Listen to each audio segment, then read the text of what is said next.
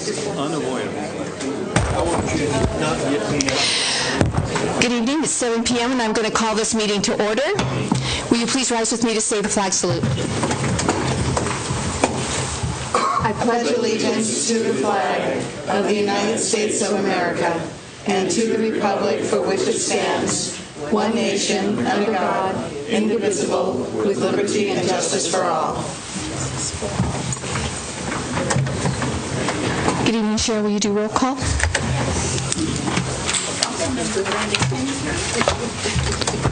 Councilmember Shane Carnegie. Here. Councilmember Chuck Owen. Here. Councilmember Judith Dunn. Yep. Councilmember Carl Leon. Present. Councilmember Jared Kelly.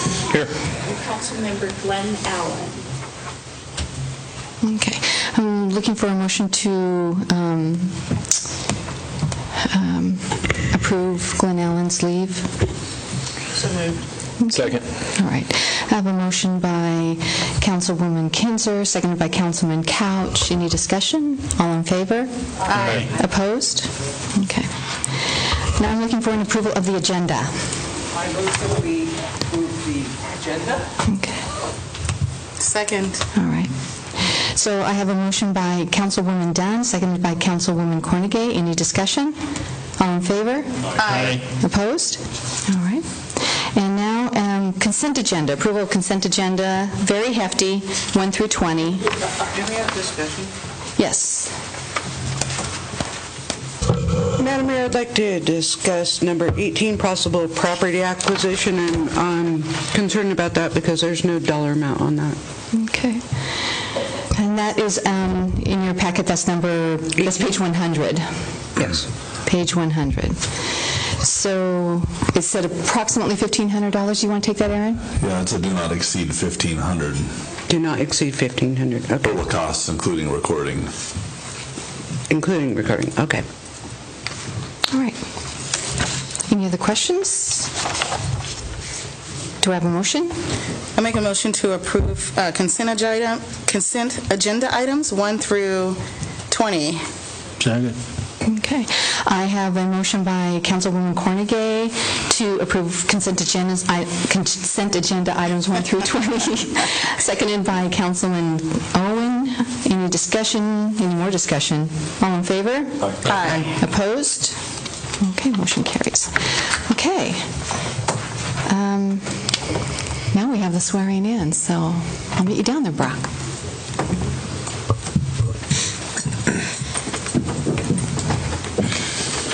So good evening, everybody. Everybody doing okay?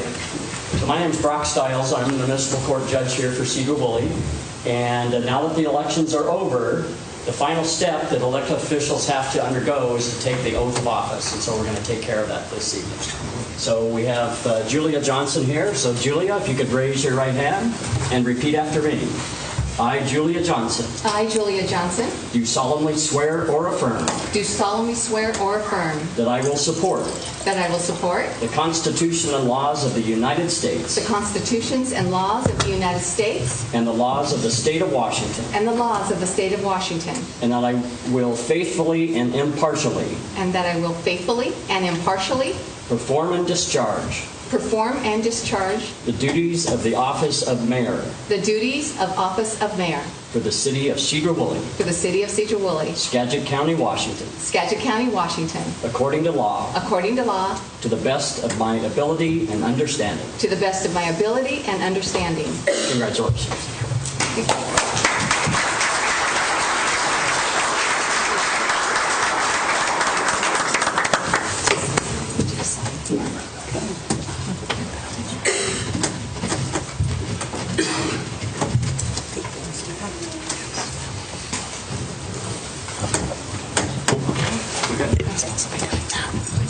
Okay.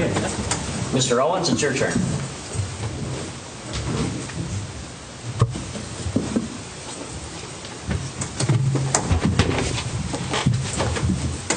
I, Chuck Owen, I, Chuck Owen, do solemnly swear or affirm do solemnly swear or affirm that I will support that I will support the the Constitution and laws the Constitution and laws of the United States of the United States and the laws of the state of Washington, and the laws of the state of Washington, and that I will faithfully and I will faithfully and impartially and impartially perform and discharge the duties of the office of Council Member Ward 5 of Council Member Ward 5 for the city of Sedro-Woolley, for the city of Sedro-Woolley, Skagit County, Washington, Skagit County, Washington, according to law, to the best of my ability and understanding. the best of my ability and understanding.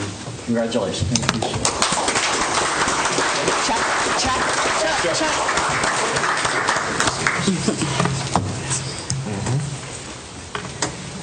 Okay.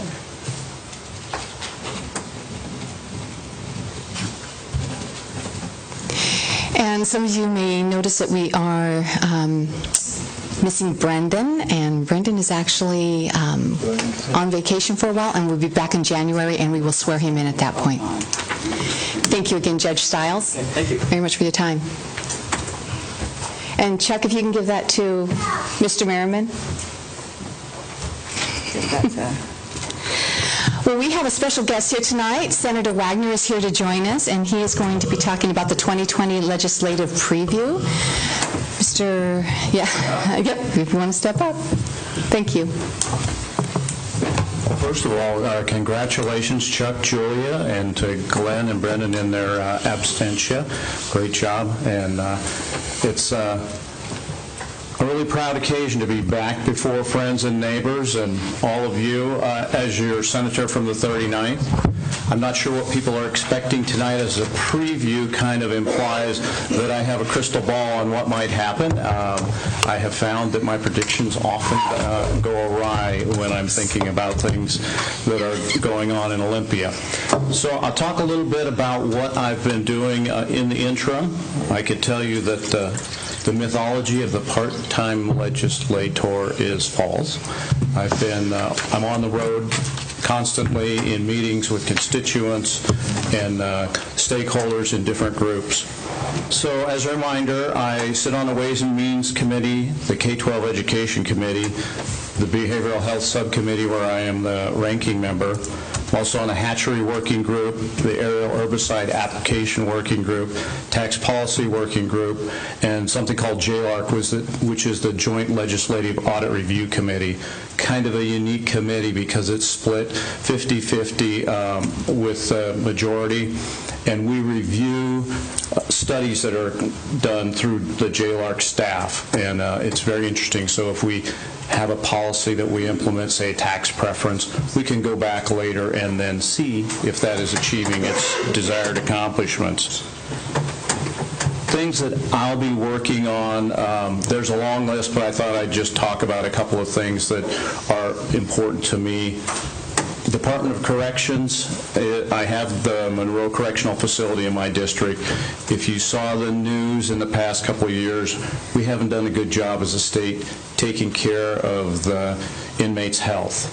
There was some mismanagement at the highest level. We had the wrong person managing that program, and people died. Now, whether the state is going to be culpable, I'll leave that to the courts, but there is a suspicion, at least, that up to 6 inmates who may have not passed on had they gotten timely health care, that wasn't the case. So I'll be introducing legislation to make sure DOC has requirements, not just suggested requirements, that they're forced to abide by when they hire people to manage those programs. The other thing I'll be doing with Department of Corrections, we had a pilot program in a women's facility with body scanners. Within 2 months, they found more contraband than they find in an entire year with conventional searches. That got me thinking, if that works so well, think how much that affects the safety of the people who work there and the safety of the inmates and the effectiveness. If we're a Department of Corrections, we hope that people can be corrected, right? But if they're getting as many drugs in prison as they are out of prison, we're not doing them any good. So I'll be trying to get funds this year to put scanners at every DOC facility where it makes sense. and that's a budgetary item, but I think I'm going to have good bipartisan support. It makes it safer for our guards. It makes it safer for the people that we're responsible for. Another bill that I'm working on may not go so far, but I thought it was worth floating. Right now, if you're a property owner and you run afoul of an agency, some enforcement agency, Fish and Wildlife, Department of Ecology, DNR, the burden of proof is on the property owner when it comes to litigation. I think that needs to be flipped around. It's kind of my anti-bullying bill, because the state has lots of resources, they have all the attorneys, they have power and time and money on their side. So I think it should be reasonable that just like any other, criminal activity, you have to be proven guilty by the state. So we'll see how that goes. I suspect I'll get some pushback by the agencies. They may feel it kind of threatens their authority, and that's not my intent. I mean, they should be able to enforce the laws that we've asked them to enforce. But when it comes to a question, I think it makes sense that you should have to be proven guilty by the state and not prove your innocence. So that's a bill I'm working on. Another bill I'll be working on is a Gold Star bill that allows spouses of Gold Star spouses to get preference in hiring. So right now, if their loved one is killed in action, everybody feels bad, we honor them, but when they have to go back to real life, they don't have any advantages. And I think it's only fair that we make some exceptions for Gold Star widows and widowers. We have some emerging problems. I guess I'll talk. The elephant in the room, of course, is I-976, a bill which I did not support and I did not vote for because when I was in your shoes, we created the Transportation Benefit District, and I know that was unpopular in some cases, but a lot of the good that I see going on around the city, the new roads and the improved sidewalks, are a result of that Transportation Benefit District. That said, the people spoke. So I will be pushing for full implementation under the law, because I think it's the right thing to do. You don't get to change the rules just because it didn't come out the way you wanted. So I'll be working in Olympia to implement that law. It's also incumbent upon us to come up with a solution. I think there's one in the works. There's a bill by Senator Braun, who is our ranking member on Ways and Means. He's a businessman. In fact, the city buys our ambulances and things from Braun Industries. Senator Braun has proposed that we take retail sales tax from auto sales and apply that to the transportation budget. Now, at first blush, where's that money going now? Well, it's going to the general fund. So what's going to replace it? I would encourage you to look into his bill. He's got it all spelled out. We have retirement funds that are being paid off, so those liabilities are going to be gone. There's a proper nexus from car sales tax to transportation. It doesn't fluctuate like gas tax does with usage.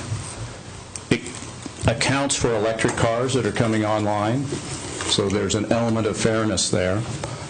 And there's enough money to fund transportation. So look for that bill coming. I would urge you to support that bill. It's a way to fix some of the holes that were created by 976.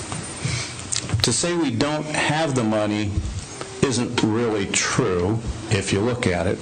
What we have done is we've overspent out of the general fund. So in the last session, as many of you have probably heard, we had a windfall, depending on your numbers and how far you're looking at it, between $2.8 billion and $4 billion of extra money that we did not expect and didn't have spent yet. The legislature, and I'm in there, although I did not vote for many of the expenditures, most of them, spent it all, and also raised your taxes.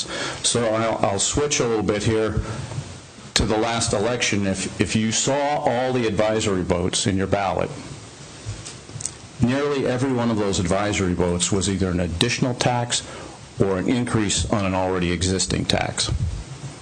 So While I don't think those advisory votes belong in the front of the ballot, I think they confuse people, and maybe people give up and don't vote because it's a lot of work and they don't understand it. I think they belong in there somewhere, so you can see what we did and hold us accountable. So I'll be working with Kim Wyman to see if we can kind of straighten out that ballot a little bit next time around so that people understand that the advisory votes don't have to be filled out if people don't understand them. They can still complete their ballot. I think they should be in the back because most people care about who they're voting for mayor or whether the Sedro-Woolley Prop 1 is going to get voted on. If they have to wade through a ballot to get to what they're really interested in, I think some people are getting discouraged, and that hurts voting. Let's see. I'm glad Phil's here tonight, Phil Brockman, our superintendent. There's recent news that's really disappointing, has to do with the sustainable timber harvest plan that DNR has promised, and now there's been a big change due to the Marble Millet settlement. We're set to lose about $30 million a year in timber sales right now, and that directly affects the schools in my district. It doesn't mean as much to some of the more urban schools. They're not thinking about it, but we have to think about it. Smaller schools, concrete in particular, are going to suffer badly if the legislature doesn't fill that gap. So I'll be down there trying to make sure that that loss is accounted for. I think there'll be a lawsuit because we're looking at a loss of about 900 jobs over that new plan. What they did is they took some of the timber that was most ready for harvest, and that's been set aside now. So now retroactively, we have over-harvested, and we have to cut back. The trees are still there. It's not that there aren't enough trees. It's that under the settlement, we can't cut them. So it's a big problem for education. And I think I'll stop there, except to say everybody always wants to know what the capital budget's going to be like this year. 2020 is an election year. This is a political game. Nobody wants to be painted with big spending the year before an election. Therefore, I predict, and this is just what I think, there will be very little money in the capital budget, and there will be very few increases in this session just based on political fear. That said, there'll be some, and I'll be there working hard to get it for our legislative district. That doesn't just mean Sedro-Woolley, it means the whole district, so I have to spread around the goodwill. I'll tell you, one of the greatest things about being a senator is I get to be acquainted with a lot of smaller communities that are a lot like us that I really never thought about. Some of them I've never been to. But now I get to travel to places like Index and Gold Bar and Startup and Granite Falls, and I serve all of those people too. So we're working hard, my seatmates and I, and Representative Eslick apologized that she couldn't make it tonight. She was feeling really ill. Representative Sutherland has recently had surgery, so he's not getting around too well. So you got stuck with me. But I'm happy to take questions. Madam Mayor? Does the council have any questions for the senator? Yes? Thanks for coming out, Senator Wagner. Really appreciate it. Really, I think the city has done so well with your voice there, and so happy you're there, and that you're so receptive and attentive to our questions. I'm really going to focus on 976, and thank you for bringing out that you were sitting here in 2014 when we did the TBD, or Transportation Benefit District, and it's proven to be such a benefit, especially in my ward, Ward 6, Railroad Avenue, being one of the recipients of that, and that's just Sedro-Woolleyans paying for Sedro-Woolley projects. And my concern is, now that the revenue is gone, that there'll be other solutions put forth that aren't so friendly, like an MVET or motor vehicle excise tax. I'll give the example of the plumber, commercial plumber in my neighborhood that travels to Seattle every day for those jobs, and to be charged per mile back and forth, it will just be a heavy burden upon what their family is trying to do here in Sedro-Woolley. So just putting those 2 cents there.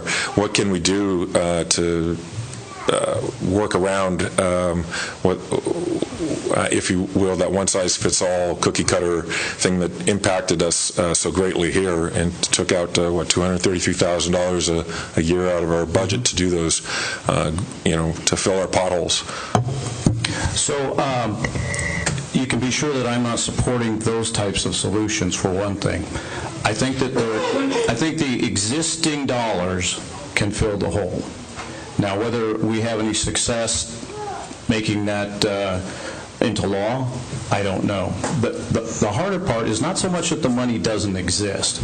It's how you build a mechanism so that where with under the previous program, you got that money locally, and you got to spend it locally, and you got to make decisions on how it was spent.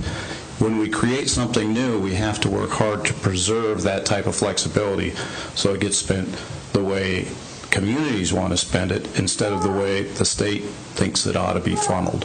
So there's going to be some rather nuanced work to be done. Even if Senator Braun's proposal gets passed, I'm hoping that we can make rules that ties that back to our communities so the decisions are made locally. And it's kind of a wish me luck, really. Yeah. And go down and support. Remember, just like in this room where eyeballs matter to you as elected officials, a lot of people in the room get your attention. A lot of people visiting down in Olympia gets our attention, too. We saw that last year with hairdressers, for example, when there was going to be B&O on them, and they were going to not be considered sole proprietors. So a lot of eyeballs matter. Anything else? I just have to say I was at the legislative send-off on Monday. I was disappointed not to see you there. However, it was a great opportunity to see the other senators and the representatives from the legislature and them talking about, just as you did, what they're going to be focusing on. And I want to say I appreciate the fact that you took the time tonight to be here to share this information with us. And we do wish you luck, but we also know that we have a great senator in you, and you'll serve us well, as you will everybody else in your district. Thank you. I would touch on one other item that's kind of late breaking. We just got news a few hours ago that L&I has instituted by rule new overtime rules that are going to have a dramatic effect on bodies like our Boys and Girls Clubs and a lot of nonprofits. So our Chinook folks that clean, that's going to be a hard problem for them. I have worked to try and get a carve-out for nonprofits. I don't think that happened. So I have one of our attorneys checking now to see if there are any exceptions made. But these new overtime rules are one of those sounds good ideas and maybe works down in Seattle. It doesn't work very good for us up here. It's going to be a problem. So I would keep your ears tuned to that. And Jermaine, did you have a question? Oh, I was actually pointing at Jared. All right. Thank you. If there's nothing else, thank you so much for coming out tonight and being here. If you don't mind, I'll stick around. Seems like we got lots of folks here, so maybe some of them have questions for me afterwards. I'll stay. All right. Thank you. Thank you. All right, moving on. So now if Councilwoman Judith then will meet me up front.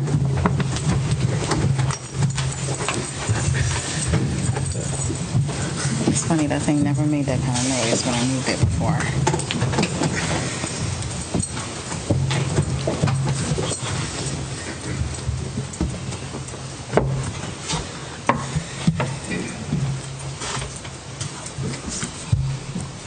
So, Judith, this is your last name? Yes, Okay. So, for this particular permutation.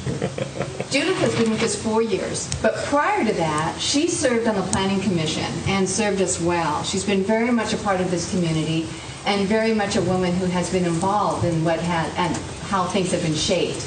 You kind of knew the ins and the out. You came on council with a lot more knowledge and pretty much savvy, more than some of us who came on. We had to kind of learn the hard way, but you already came here with the knowledge, so that was great. Judith, I can't thank you enough for all that you have done, for being here with us and making the decisions that you have and helping us to shape the city as we have into something that's really quite good. So I'm going to read this to you. It says, Council Member Judith Dunn, in recognition of 4 years of service to the people of Sedro-Woolley, January 1st, 2016 to December 31st, 2019, your work on the City Council made Sedro-Woolley a better place. Your expertise and experience will be missed. Presented this day, the 11th of December, 2019, Julia Johnson, Mayor. Well, thank you very much.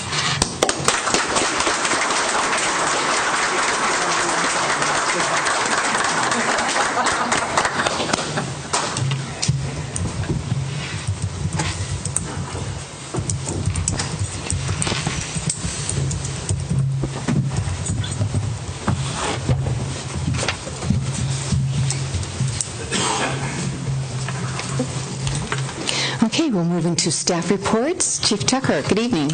Good evening. Just a few items here as usual. So some of you may have seen our Facebook report. We had the porch pirate out stealing Amazon packages. It actually might have been the Grinch in disguise. I don't know.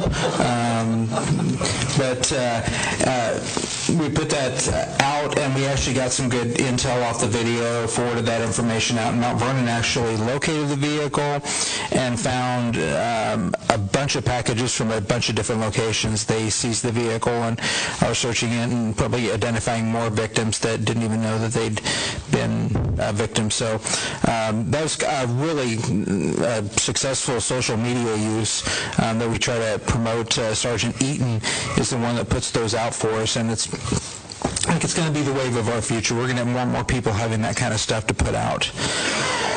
On another note, we are doing ongoing oral boards. We had oral boards last Thursday. We have oral boards this Thursday.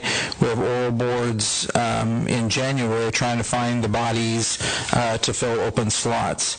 We've gone through about 30 to 35 so far and have found one viable candidate. So we're getting as many in there as we can. We've worked with Civil Service Commission to update our rules to make some of our hiring more easier to manage with as many people as we've got coming in, as many people as we need to hire, and we're borrowing our rules from other agencies that are already successfully doing this. So our civil service is looking over our shoulder, approving everything we're doing. One really good point on hiring is when we initially got Dion Witt, his first academy date was slated for March, so we had him in November, and we were going to have him going to the academy early March. So he's going to sit around here and read policy manuals and go through some, as much training as we can give him for 4 months.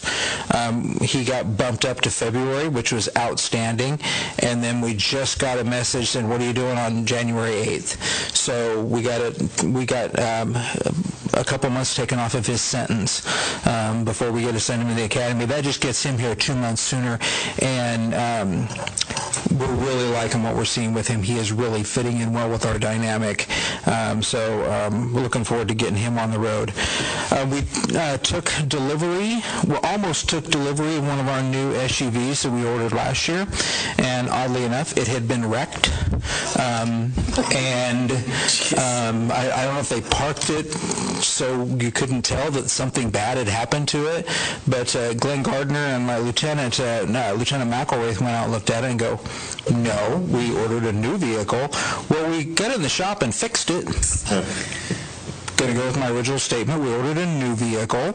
I mean, if you want to give a broken down vehicle, Upper Skagit might want one or something like that. They're short of vehicles. But we would like a new one, and we don't have bodies to fill all of our cars anyway, so we can take a little bit of time to get caught up on that. But we did turn away a brand new car that we've been waiting for several months to get. So that was a little bit frustrating.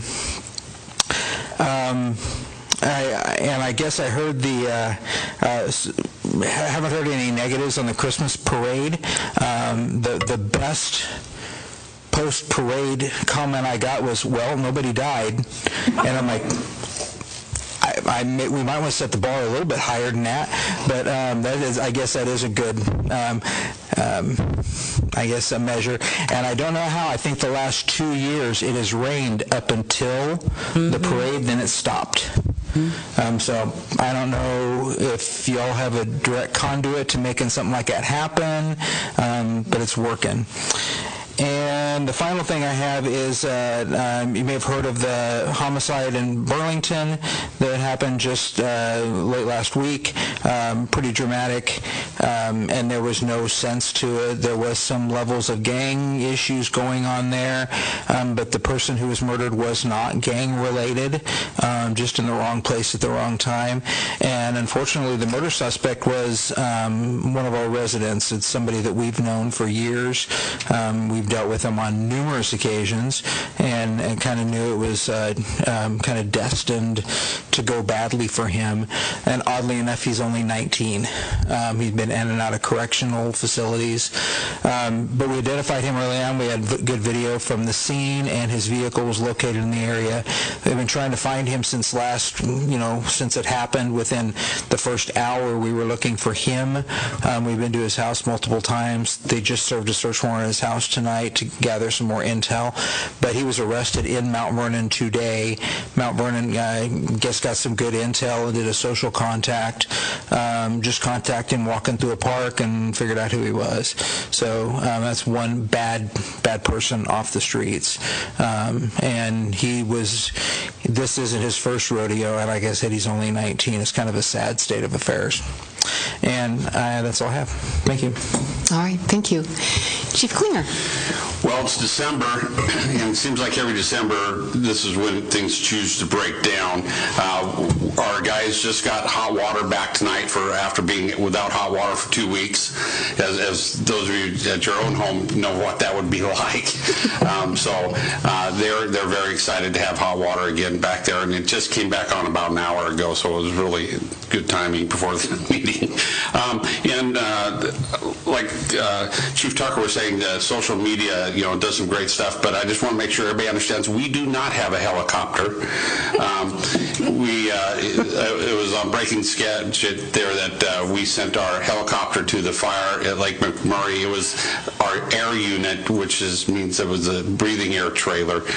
They requested it, not the helicopter. So I just want to make sure that everybody knows we don't have one of those. But if you want, I can start looking into it. That's your call.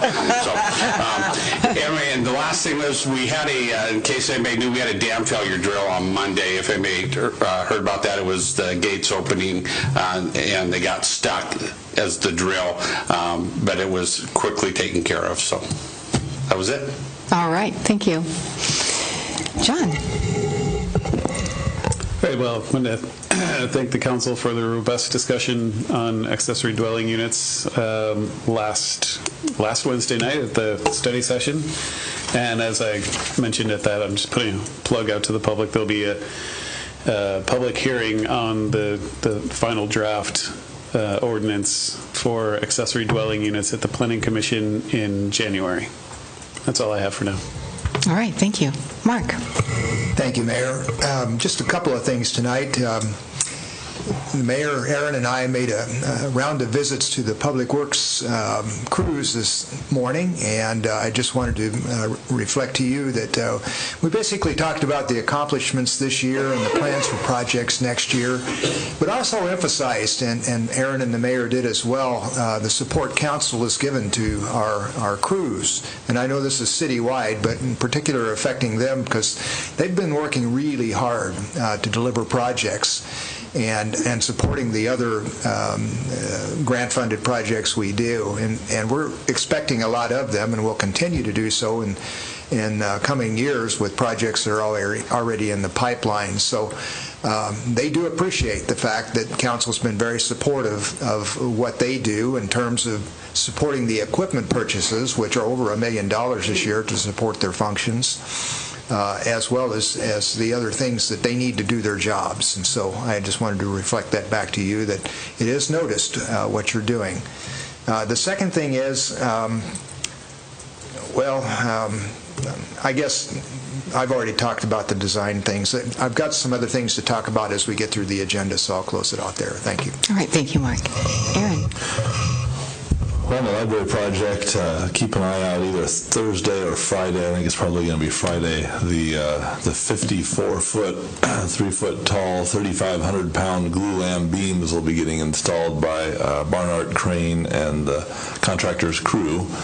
So it's pretty exciting. You'll get to see the shape of the building kind of come to life in a day, just because of the extraordinarily large nature of these beams. Library project continues to be on track. We have no significant issues to report. We're working through kind of normal issues on the project.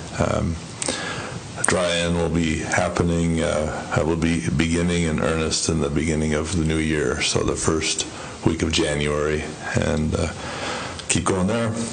At some point, I guess probably about that time, if the council is interested, we'd be happy to arrange for you to get a tour on site and kind of get into the building and start to feel the rooms, because that'll probably be a great time to get a sense of the space. Nathan and I had a meeting today in follow-up to Councilmember DeYoung's request. He coordinated a group conversation with Skagit Fisheries Enhancement Group, the Conservation District, and the Watershed Council.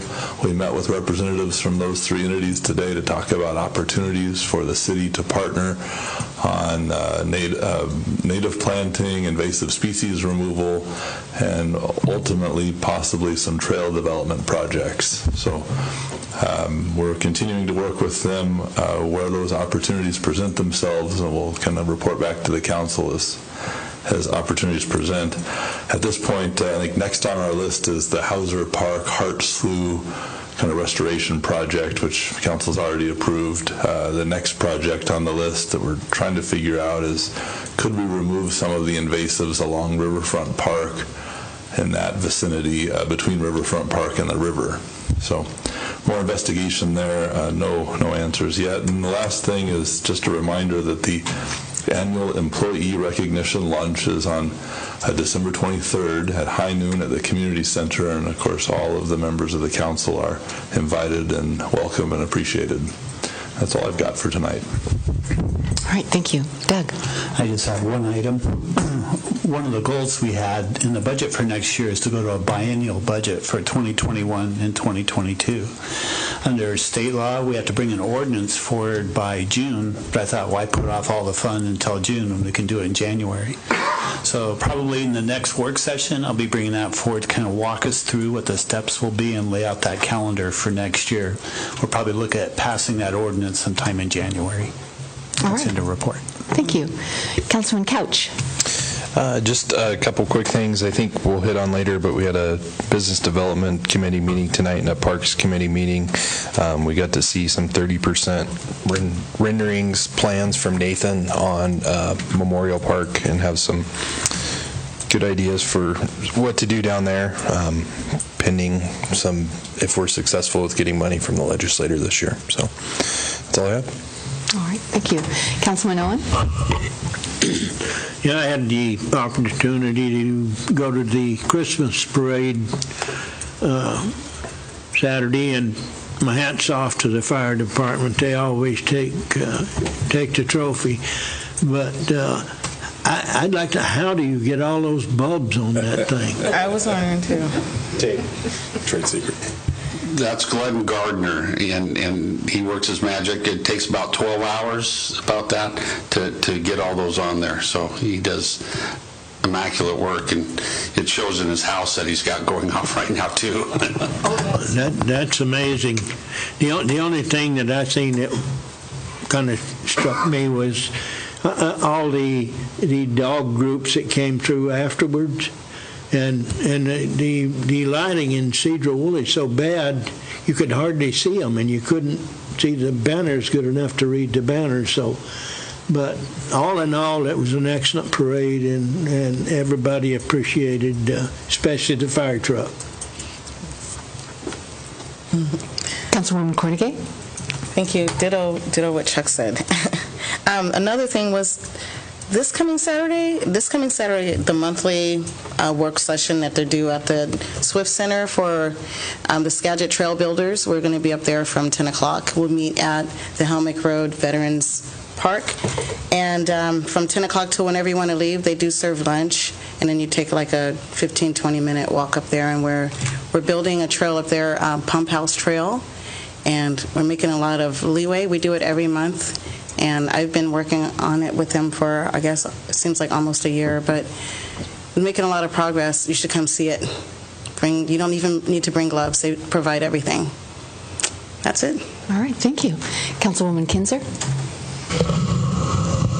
As Jared said, we had a business development meeting today, and a member of the development community has asked the council to consider looking into considering a first read for preliminary plat and final plat approval by the council. And our committee, the Business Development Committee, is in favor of that, and so would like to bring it back to the council for further discussion. All right. Museum. Councilman DeYoung? Yeah, I just wanted to echo it about Tooleyville. That was just so much fun, and it's great to see so many families out there just enjoying themselves, and with the tree lighting and all the added events that happened. It was truly, truly fun, and love to see it continue on. It's a great tradition that we have here. And spent some time, I've heard of a couple motor vehicle accidents out on Railroad, and been talking with some neighbors, and I see that several of them are here tonight, so we'll hear from them at public hearing. And just wanted to wish everyone the best and an enjoyable holiday season, however you celebrate it with family and friends. Councilwoman Dunn? Really, that's I will echo what my seatmate just said. I just want to wish everybody the best of the holiday season and that they all have a very good new year. Go ahead, Councilwoman. I'm sorry. I kind of left it for Brenda to add, but she didn't. The home tour is this coming Saturday at 5 o'clock at the museum, at the Sedro-Woolley Museum, and the tickets are just $5. I think there's 5 homes on the tour, and so they're $5. You can get them at Oliver Hammer or at the museum during their hours. They meet at the museum. I thought.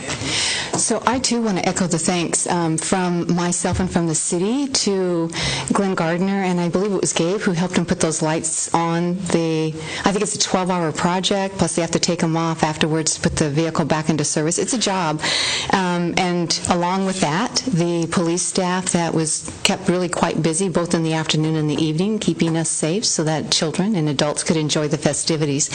So I extend my thanks on behalf of myself and the city for that. Nobody died. Yeah. Shows how good y'all are.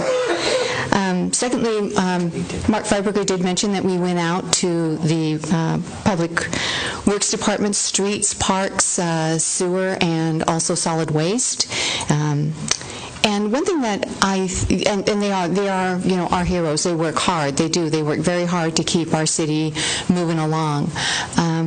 But more than that are the people who work in Mark's, with his staff. So I'm talking about David Lee, Julie Rosario, and Wally Hoyt. Those are people who are behind the scenes, but they are people who work with all of that staff. It's an extensive staff, but they work with all of that staff, and they do a great job. So, it's something that we don't really get to thank them. So I thought since we were out thanking the crews, I'd like to thank them as well.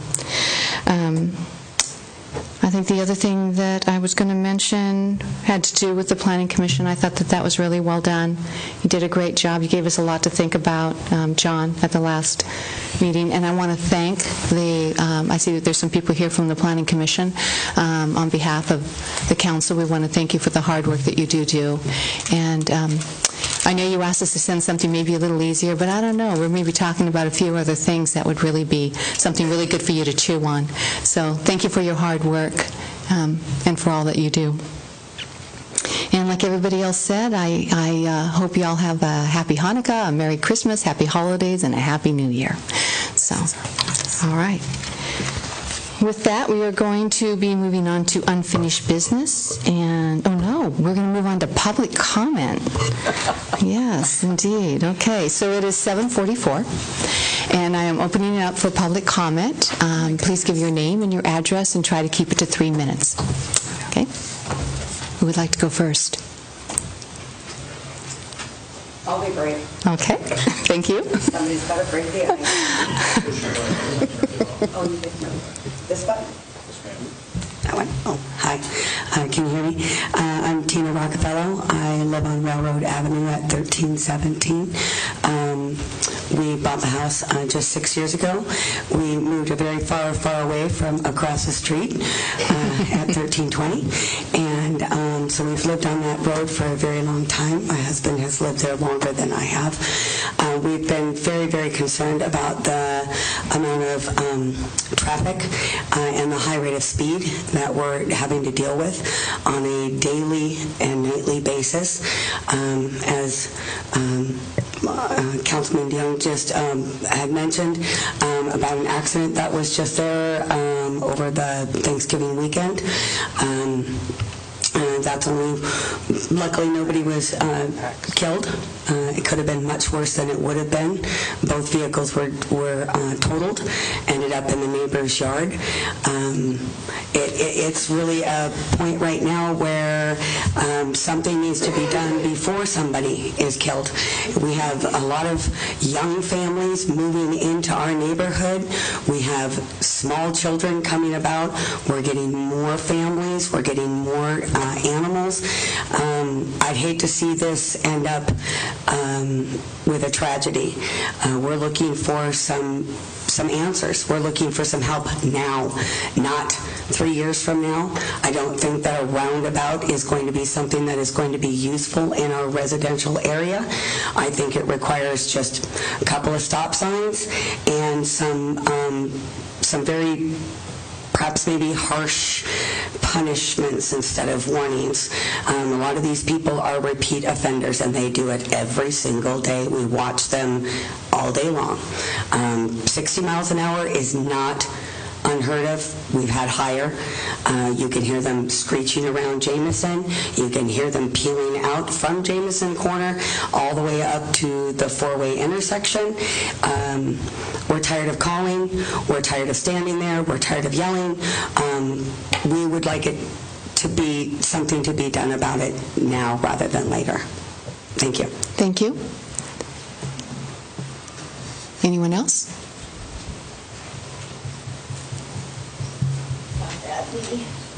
The warranty's up. It's okay. We'll give you plenty of time. 65, right? Let's see. Hi, Sally White, 423 Talcott. I wanted to say Merry Christmas and thank you. Thank you to all the city employees that have worked so hard this year. So I want to make sure that as a citizen I give recognition.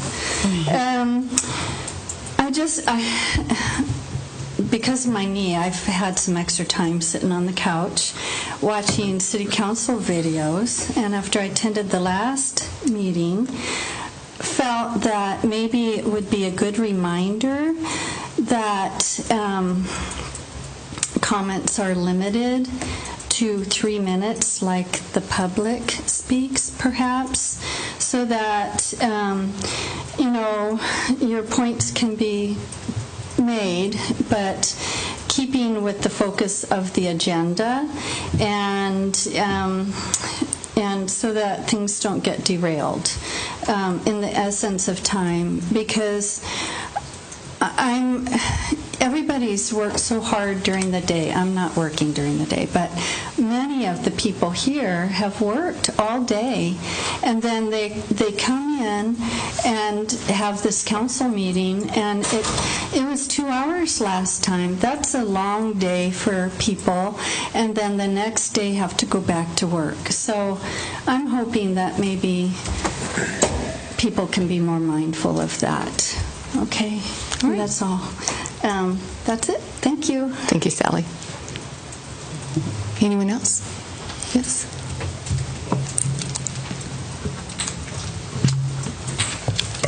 My name is Frank A. Bresnan Sr., 1004 McGargyle Road, and these questions are for all the traffic. I gave all the city council because I didn't want to ramble. These are points from about 50-plus neighbors in the neighborhood with the problem of traffic.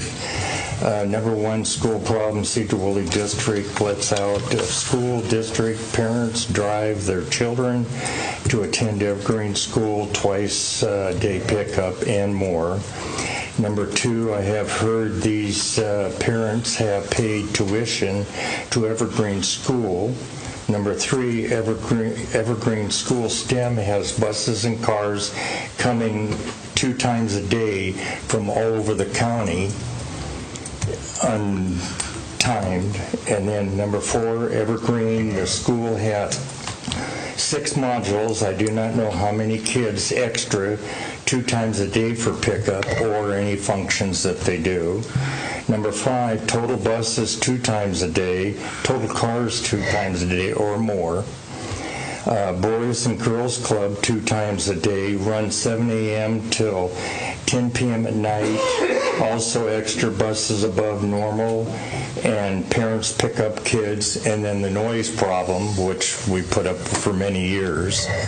And then Boys and Girls Club, let's see, sorry, where the hell are we going here? Yeah, number 7. Then you have parents and teachers meetings quite a few times a month, and extra programs that function the school has. Nothing against it. This is all about traffic. And traffic problem is from 2 after 3 p.m., then pick up at 3:45 p.m. in that time range, and in the morning and at night.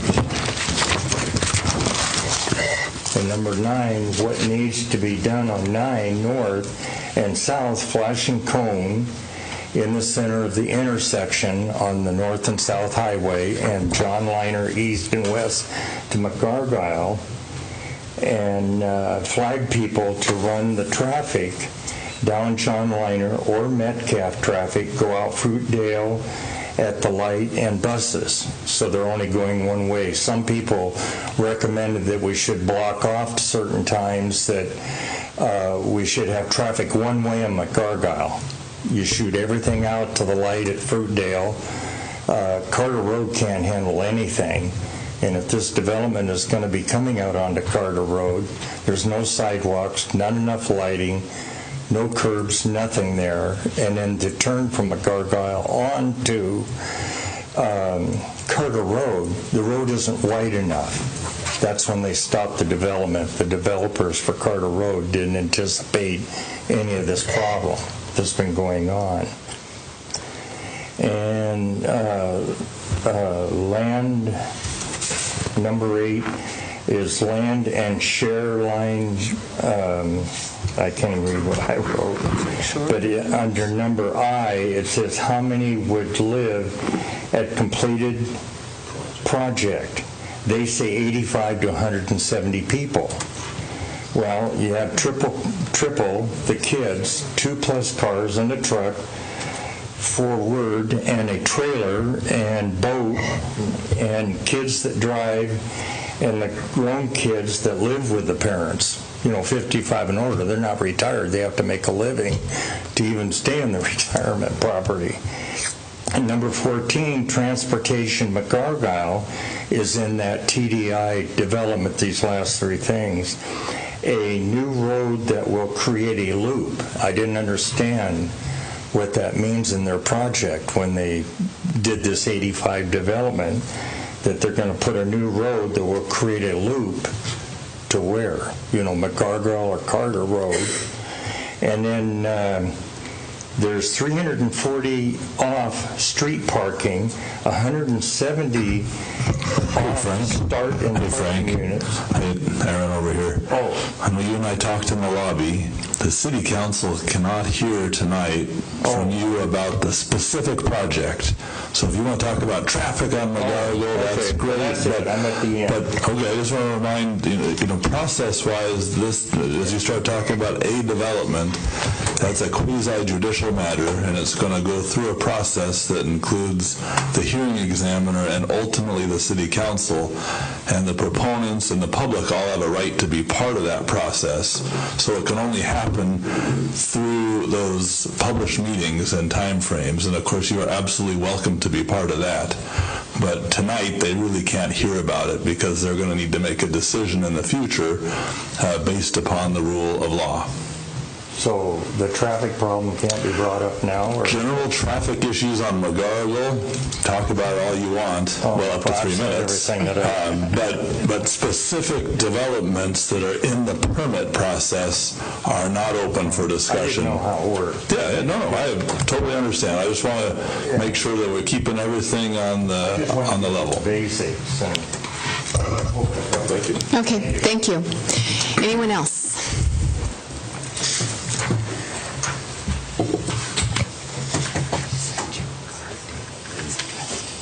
Brady Miller from 1206 Railroad as well. Just kind of up here, kind of squeaky wheel gets the grease, I guess. Been on railroad for almost 3 years now, and I'm right at I own the two right there at Bennett and one off from that going east. So you can definitely see the traffic is coming around Jameson pretty quick, off Bennett pretty quick. And I've got a little 2-year-old boy now, so it's something that is not quite an issue yet because he's not incredibly mobile, but it's only a matter of time before toys are in the yard, balls are getting kicked around. So I'm up here to represent railroad and it's not just one person, I guess. I think the whole entire street's seeing it, even though there's 3 people in here from railroad, but I work for a municipality, so I kind of know that putting a couple stop signs up isn't a huge financial thing, I guess. I don't know planning wise how that would go, but I just have to come up here and at least say the words. So thank you. Thank you. Anybody else? Public comment. Okay, it is 7:57, and I'm going to close public comment, and we will move on to unfinished business. First ordinance that we are looking at, a possible ordinance, is on page 117, the comprehensive purchasing policies. So, Mark. Thank you, Mayor. This is the third read on this tonight. As I mentioned last week, due to my not being present for the first read back in November, there were some things that Public Works in particular wanted to address. We also have asked that you reconsider some of the recommended limits on some of the policies for authority and those kind of things. The track changes version shows the changes that we have made since the one was presented to council or in your packet for the second read. And I'd be glad to talk about those individually if you have questions on them. I just wanted to reiterate the reason that we're bringing this before you, and the reason this is important to Public Works. I think you saw tonight demonstrated better than I can probably express with the 12 of the 20 items that were on the consent calendar were just the kind of things that we deal with on a regular basis at Public Works. And as Julia mentioned, we have a fairly small staff.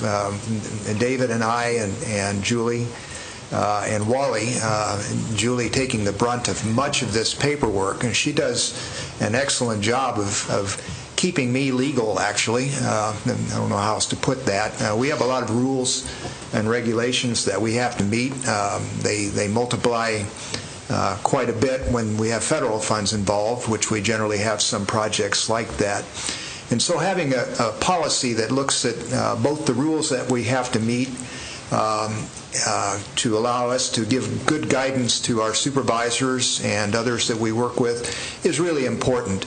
And we've had policies in the past, but they've been kind of scabbed together over the years. Julie found, and we did compare with other agencies to come up with this comprehensive redesign of our policies.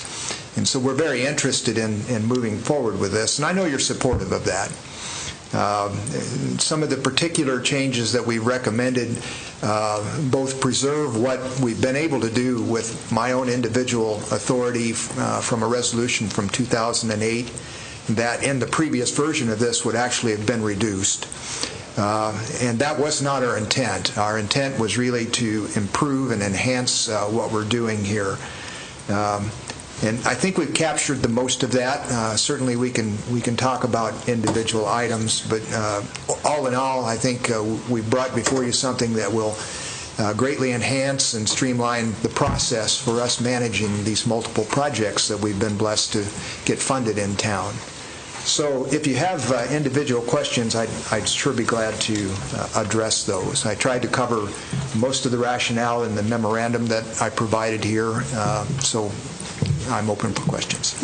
Are there any questions for Mark? Yeah. Like this came up before, and I was against it, and we more than doubled the purchasing from 10,000 to 25,000, and I think 50,000. When you get up to 50,000, that's a lot of money, and I think $50,000 should go through the council. And I think if you had something that come up you needed to do right away, I'm sure the council would be more than happy to come in on a special session if you called them. I don't know what good the 50,000 is going to do you. You're talking about paperwork. Well, I think I can't see where that would affect it that much. $50,000, like I say, is to me should go through the council to approve or not approve. If something special came up, I'm sure we'd be more than happy to come in on your call. And that's just my feeling, Mark. I understand that. I think when you get up to 50,000, well, maybe next year you want 100,000. I mean, I think we ought to draw the line somewhere and put the responsibility on the council. And that's all I have to say. Along that line, my thoughts on that, as I mentioned, over the years since 2008, I've had authority to approve up to $25,000 for public works related projects, and the largest of the dollar figures, as you've just pointed out, Chuck, were from Section 3.4 for public works projects. The limits were lower for our other contracts. We do, in public works, run most of the contracts that we have going on in the city. As I mentioned in my memorandum, we've got in the neighborhood of 20 smaller contracts, 2 or 3 large ones going on at a given time. This year we had 31 professional service agreements going at one time. It's a lot of paperwork, and the council has been very good. I have no complaints, but as I mentioned, I have been doing up to 25, and reducing it down to 10 as was proposed was actually a degradation of what I've been doing for the last 10 years. Whether it needs to be 50 or not, that's certainly council's choice. If these things need to be brought down, that's totally up to you. I'm just recommending what, in my professional judgment, is a reasonable set of limits. Mr. Freiberger, this isn't out of line either. Are there not other cities that do the same, that are of our same size? Yeah, the model here was from Bainbridge Island, and we did compare with other cities as well when we looked at this. The reason we have proposed the limits we did is because in public works, and you know this, you see the paperwork, you read that carefully, and everything we do is expensive. It's very seldom that I see a change order that's not up in the $25,000, $30,000, $35,000 range. Many times I have to act on those quickly, and I do bring them back to you. And that is another thing that we do, is bring those before you after the fact many times. So I'm not trying to really develop a kingdom or a fiefdom here for what we're doing. I'm just recommending something that will allow us to better manage the workflow that we have. Councilman Couch? I just have one question, and it's not my attempt to pit director against director, but Doug, is there anything that we should be aware of, anything that you've seen that we should consider on this from a financial perspective? Are there any red flags? Is it outlandish? I haven't seen any issues that have caused concern for me. As far as red flags, there are enough approval processes in place. You know, even when Mark is looking at something, there are a couple other sets of eyes at it. It still comes across my desk to look at the contracts before it comes to you. So we have a lot of safeguards in place to make sure we're protecting the city assets as we need to. Thank you. Anyone else? Okay, we are looking for a motion. Is everyone willing to make a motion at this point? It would be motion to adopt ordinance number 1947-19, and ordinance adopting a comprehensive purchasing policy for the city. I would like to move that we adopt 1947-19 for the ordinance adopting the comprehensive purchasing policy for the city. Second. As stated. Second. As stated. No changes, okay. So we have a motion by Councilwoman Dunn, seconded by Councilwoman Cornegay. Any more discussion? All in favor? Aye. Aye. Opposed? Aye. Okay. One dissent. That's Councilman Owen. Second ordinance, this is a motion to adopt ordinance 1948-19, and it would be an ordinance amending Chapter 2.104 of the Sedro-Woolley Municipal Code consistent with the newly adopted purchasing policies. Is there anything more that needs to be said on this? Madam Mayor, I move to adopt ordinance number 1948-19, an ordinance amending Chapter 2.104 Sedro-Woolley Municipal Code consistent with the newly adopted purchasing policies. Second. Okay. I have a motion by Councilman Couch, seconded by Councilwoman Dunn. Any more discussion? All in favor? Aye. Opposed? Aye. Okay. Again, one dissent, Councilman Owen. Moving on to the sewer general facility charges. This is our second reading, and action is requested. Page 160, I think that's what it is. I think so.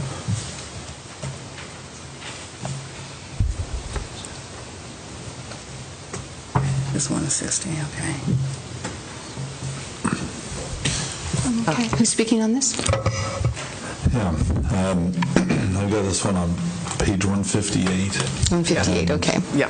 There are no changes from the prior read, and so unless there's any additional questions for staff, I really have nothing else to add tonight. Any questions?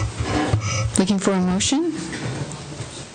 I make a motion to adopt ordinance, is it 1948?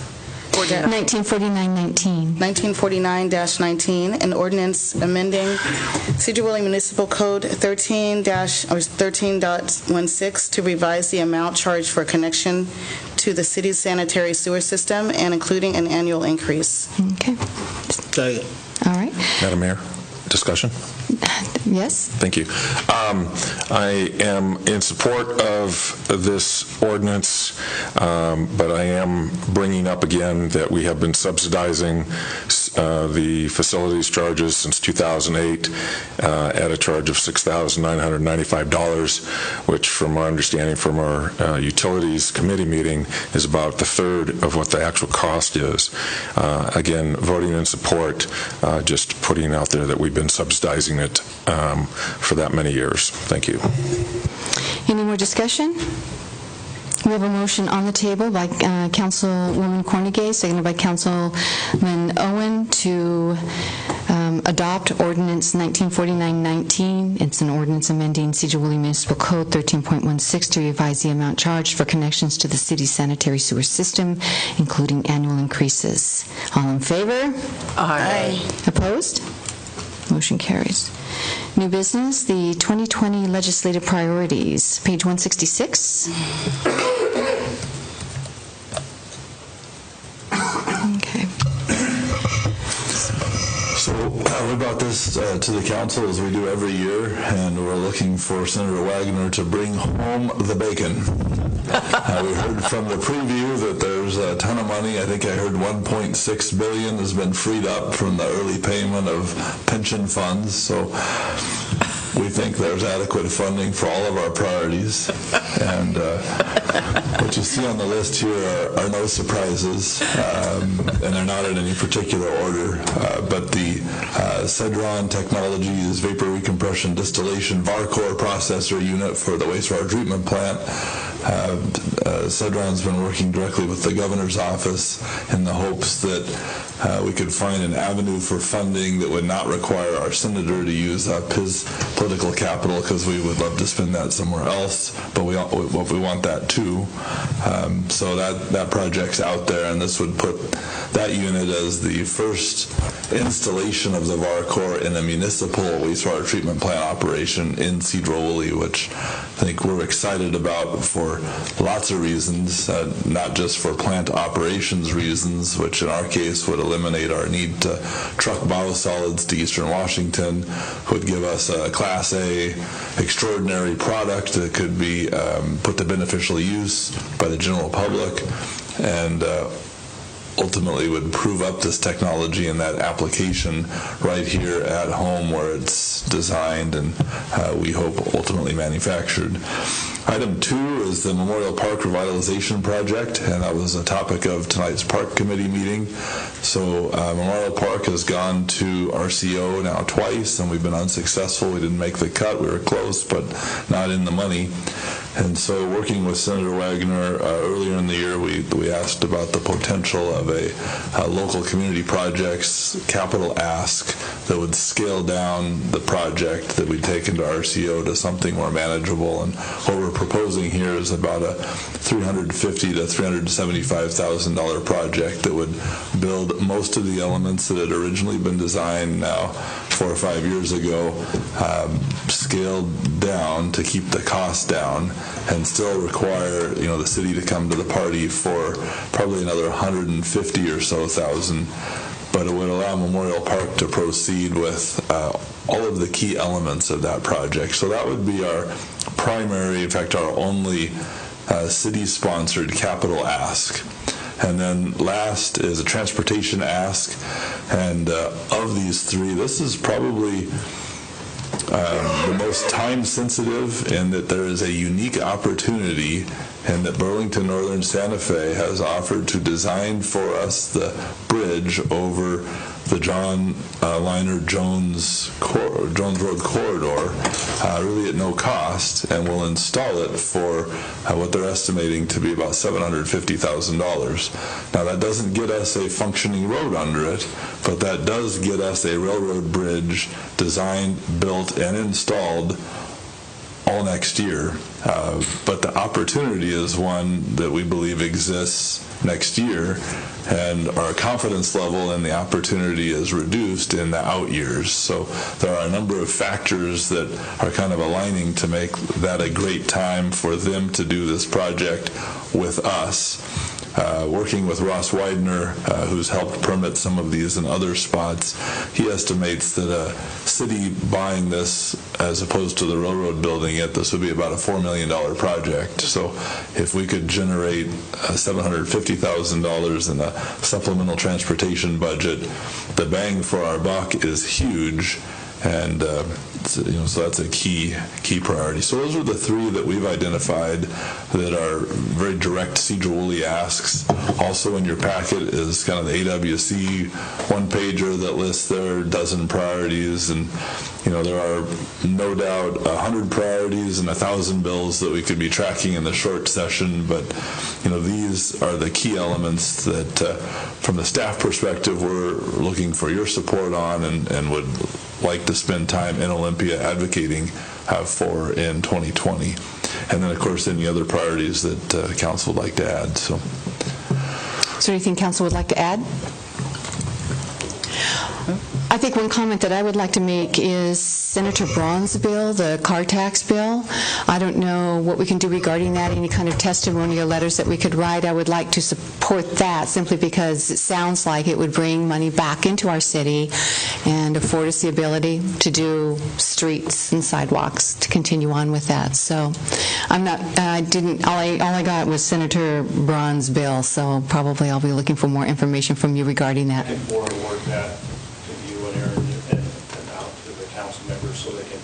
Perfect.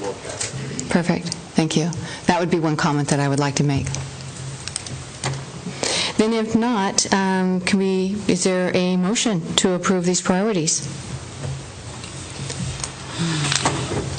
I move that we support these priorities. They seem very reasonable for our town.